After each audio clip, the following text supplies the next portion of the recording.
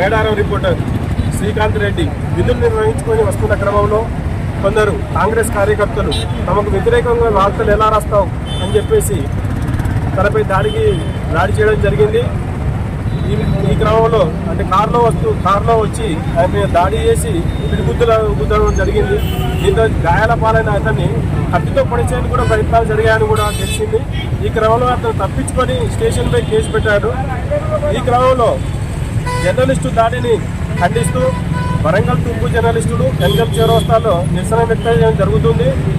శ్రీకాంత్ రెడ్డిపై దాడి చేసిన కాంగ్రెస్ కార్యకర్తలు ఎవరైతే ఉన్నారో వారిపైన కేసులు నమోదు చేసి కఠినంగా శిక్షించాలని వరంగల్ తూర్పు జర్నలిస్టుల పక్షాన కోరుతున్నాం.